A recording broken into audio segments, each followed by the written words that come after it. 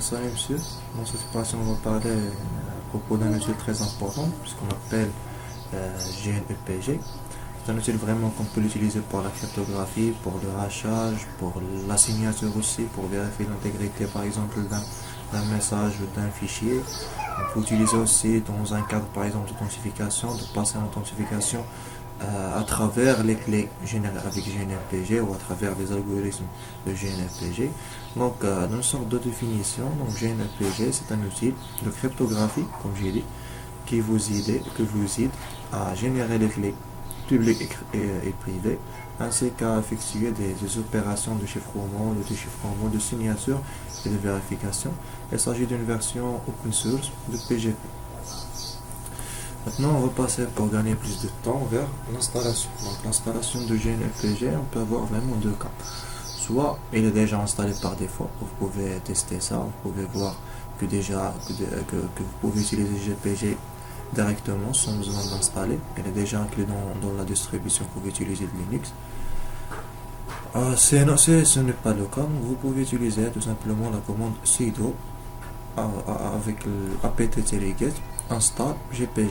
Mais vraiment, il faut utiliser d'abord la commande sudo apt-get upgrade pour entrer les différents packages nécessaires. Après, vous pouvez utiliser sudo apt-get install gpg, comme ça vous pouvez installer le gpg de façon simple sur Linux, ou plus précisément sur Ubuntu.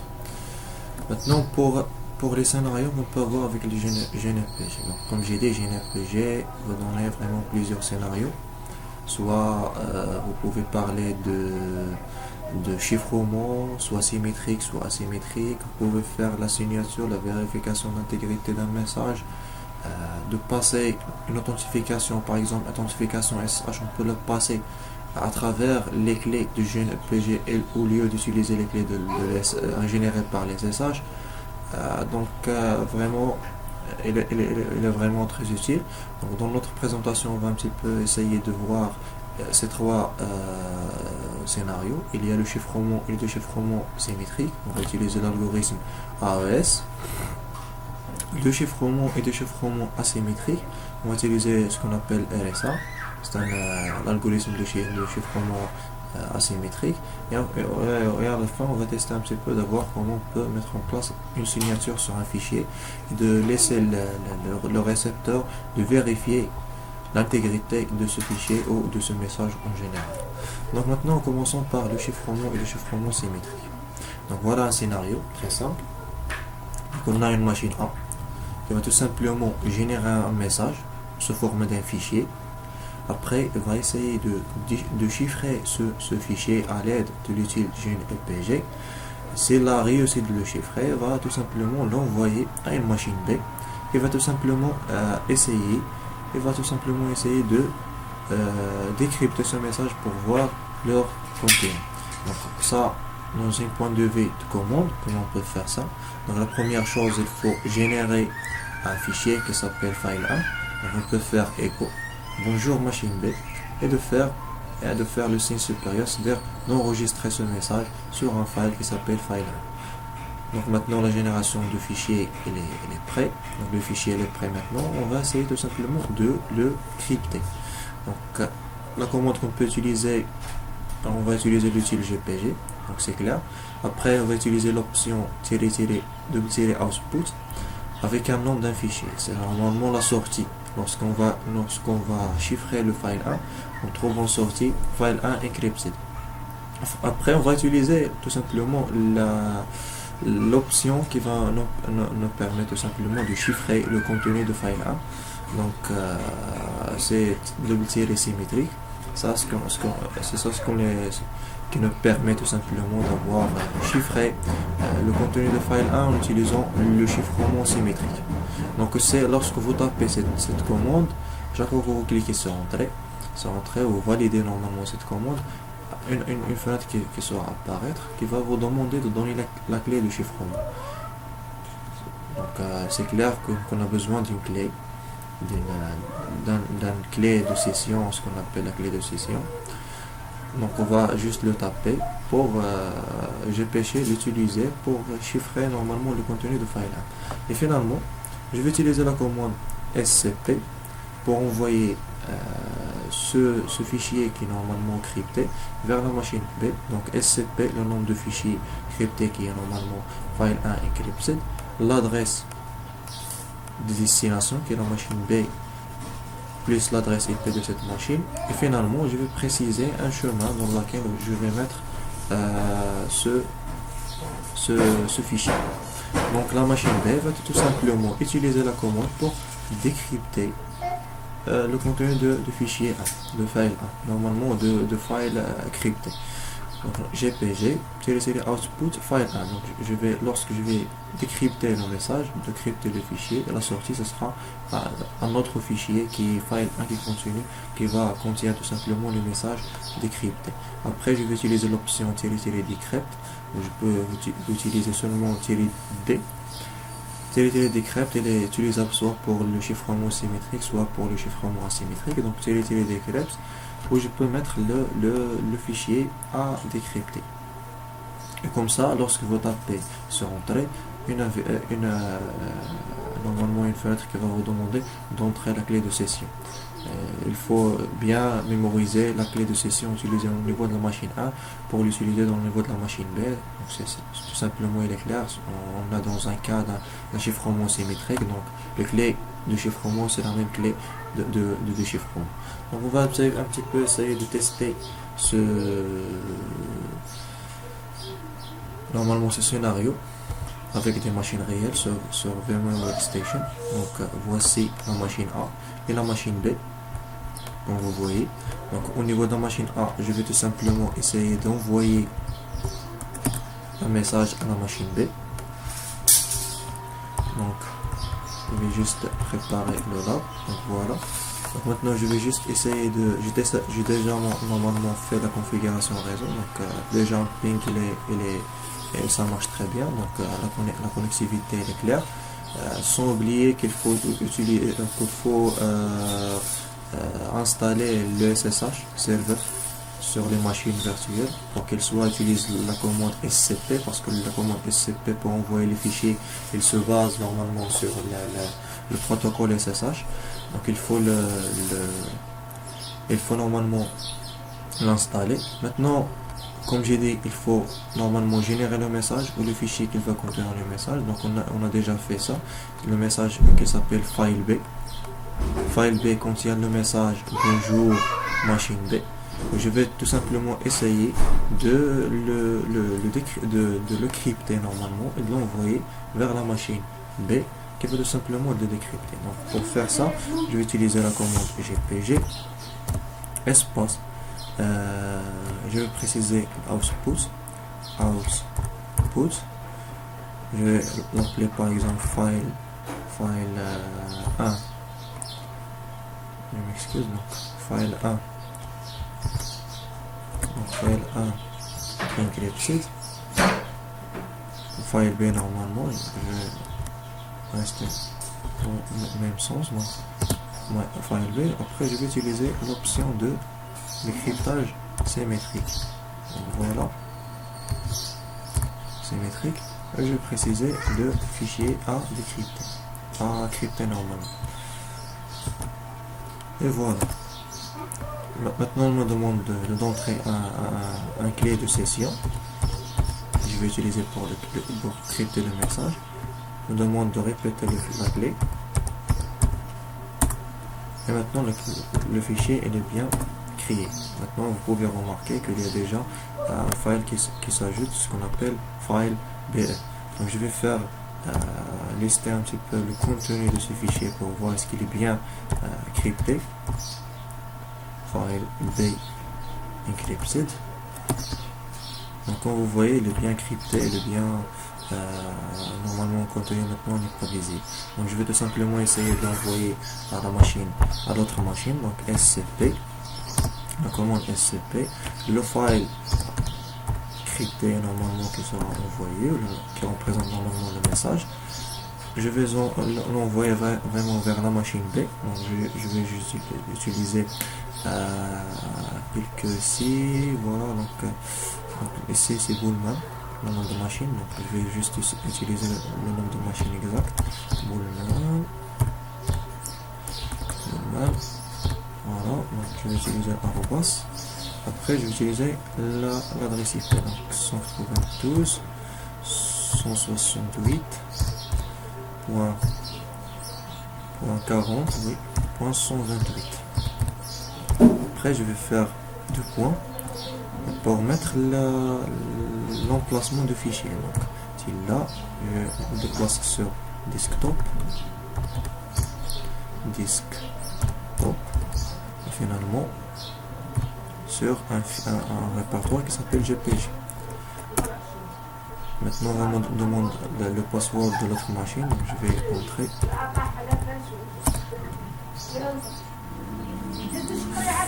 Permission, donc il y a un problème, donc je vais essayer de... Voilà, maintenant le fichier est bien envoyé, donc je vais tester sur la machine B. Est-ce que je vais faire un commande ls et voilà, le file BE il est là. Donc je vais tout simplement essayer de le déchiffrer pour voir leur contenu. Donc GPG, je vais préciser la output, je vais l'appeler file B. Je vais utiliser l'option decrypt. Je vais utiliser file B normalement E. Maintenant il me demande d'entrer maintenant il me dit déjà que le fichier il est crypté avec l'algorithme AES, donc il est clair. Donc je vais entrer la clé de session pour essayer de décrypter. Et voilà, maintenant encrypted with passphrases. Donc maintenant il est bien normalement décrypté. Donc je vais faire ls. Maintenant il y a un file B qui apparaîtra ici. Donc je vais juste afficher le contenu de file B pour voir ce qu'on a réussi normalement de afficher ou de décrypter le fichier. Donc voilà, elle me dit bonjour machine. Donc c'est ça vraiment le scénario en général de chiffrement normalement symétrique. Maintenant on va passer à voir, pour gagner plus de temps, au chiffrement asymétrique. Le chiffrement asymétrique il est un petit peu différent, parce que là maintenant on demande beaucoup de choses. Parmi elles il y a la génération des clés, parce que comme vous connaissez, le chiffrement symétrique il se base sur deux clés, clé publique et une clé privée. Je vais voir la création d'une clé publique et une clé publique et une clé privée au niveau de la machine A et aussi au niveau de la machine B. Après je vais voir une importation et exportation des clés. Par exemple, la machine A va informer la machine B par sa clé publique, et comme ça la machine B, si elle a besoin d'envoyer un message crypté à la machine A, va utiliser la clé publique comme clé de chiffrement. La clé publique normalement de machine A comme clé de chiffrement, et comme ça la machine A va tout simplement essayer de déchiffrer le message avec sa clé privée. Donc pour faire tout simplement, on a besoin normalement de générer les clés. Donc, pour générer les clés, il y a une commande qui nous permet d'avoir ça. On va les taper dans les deux côtés. Il y a gpg-generation key. On va vous donner plusieurs questions. Quel est le type d'un algorithme que vous désirez, quel est le type. Normalement le plus important c'est de préciser quel type, c'est le RSA. Après vous pouvez donner le nom et l'adresse de cette machine normalement, et cet identifiant normalement sera l'identifiant de votre clé publique. Utiliser une clé publique qui est un petit peu complexe, on peut utiliser la machine A pour l'identifier. On va voir ça après, comment vraiment s'utile vraiment simpliste. Il me donne une simple utilisation de la clé publique pour faire le chiffrement. La même chose au niveau de GPG Generation Key, je peux faire la même chose. Donc je vais juste vous montrer parce que j'ai déjà fait ça. Donc je vais juste faire clair d'abord. Donc GPG Generation Key. Voilà, maintenant il me demande d'entrer. Je vais choisir normalement le RSA. Par défaut, maintenant il me donnait de choisir la longueur de la clé à utiliser. Donc je vais choisir 1024 par exemple. Juste, je m'excuse, 1024 par exemple. Ou essayer de choisir normalement 4000. Ce sera mieux. Chaque fois qu'on augmente la taille de la clé, les choses se seront vraiment plus en plus meilleures. Après, il m'a demandé l'expiration, donc je peux laisser 0, c'est-à-dire la clé sera plus expirée, mais vous avez vraiment d'autres choix, soit d'utiliser par exemple 1, soit W, comme ça je peux dire un week, c'est-à-dire une semaine. Je peux dire par exemple un Y, comme ça on va donner une année, donc je peux faire une année par exemple. Après il me demande comme une confirmation, donc je vais dire oui. Maintenant il me demande d'entrer le real name et donc je vais entrer machine A. Je vais l'appeler machine A. Machine, par exemple A, c'est ça la machine A. Après on me demande d'entrer à, donc je vais utiliser machine A. Machine A. Arrobas, je peux faire Ubuntu par exemple. Ubuntu.com. Voilà, maintenant comment je peux laisser comme ça lorsque vous tapez O, vous tapez sur entrée, va tout simplement commencer à générer les clés. Donc pour moi j'ai déjà fait ça, donc je vais faire juste quitter. Je suis pas intéressé de créer à nouveau les clés parce que j'ai déjà fait ça. La même chose on peut le faire au niveau de la machine B.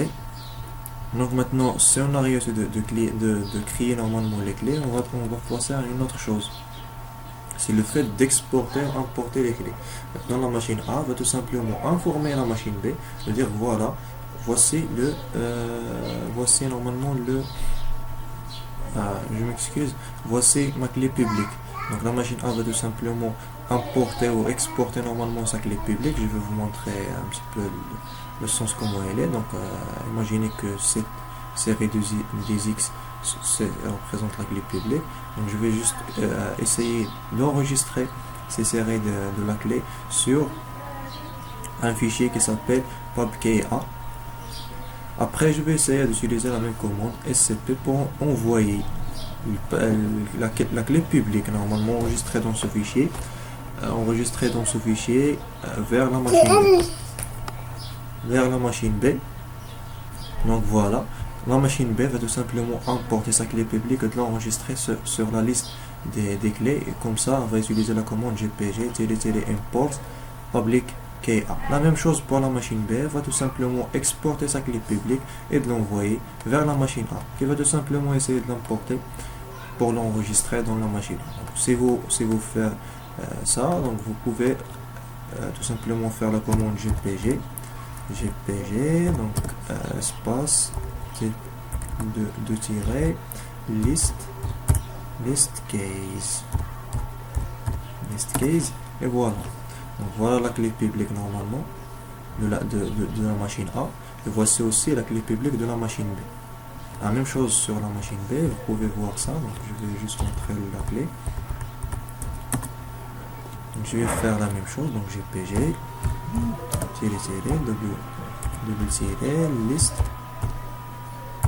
list case, et voilà. Maintenant la machine B, voilà sa clé publique, et tout simplement voilà la clé publique de la machine A. Alors maintenant si machine B va envoyer un message, la machine A va tout simplement utiliser cette clé publique pour crypter le message. La machine A va utiliser sa clé privée tout simplement pour chiffrer le message. Donc c'est ça vraiment pour l'importation et l'exportation des clés. Maintenant on va passer tout simplement, maintenant les clés sont bien créées, sont bien exportées, importées. Donc maintenant on va essayer tout simplement de de chiffrer le message et de l'envoyer tout simplement en utilisant le principe de chiffrement asymétrique. Donc, premièrement, je vais créer un fichier file 1. Pour moi, il est déjà créé, donc je vais utiliser le même fichier. Après, je vais utiliser le syntaxe pour un chiffrement asymétrique. Donc, je vais utiliser GPG, output, préciser une output. Après, je vais maintenant, c'est ça la différence entre le chiffrement symétrique et le chiffrement asymétrique, c'est que maintenant on précise la destination. On précise quelle clé publique que je vais utiliser. Maintenant, le seul qui peut tout simplement décrypter le message, c'est la machine B et non pas un autre. Donc voilà, donc, avec l'option Recipient, je peux déterminer le destinataire normalement, la clé publique à utiliser pour chiffrer le message. Après, je vais utiliser la commande encrypt file 1 pour crypter le message. Après, je vais utiliser la même commande SCP pour envoyer ce message crypté vers la machine B. Et finalement, GPG, je vais voir juste ce que le vidéo est bien enregistré. Donc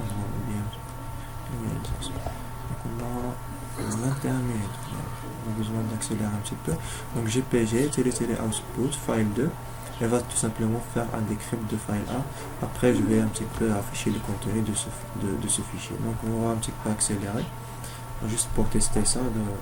Donc j'ai déjà normalement un fichier qui s'appelle file B. Donc je vais juste taper la même chose. Donc GPG, espace, output. Je vais l'appeler file E par exemple, file E. Je vais utiliser recipients et je vais préciser quel est il sera normalement la machine B. Donc je vais juste copier ça. Normalement cette adresse mail normalement représente c'est l'identifiant de la clé publique. Donc si je donne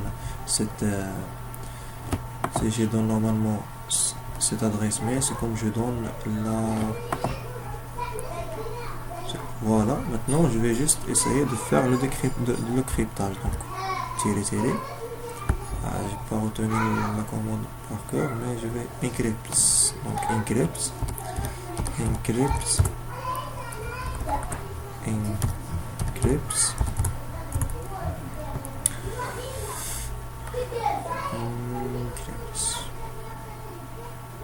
voir encrypt.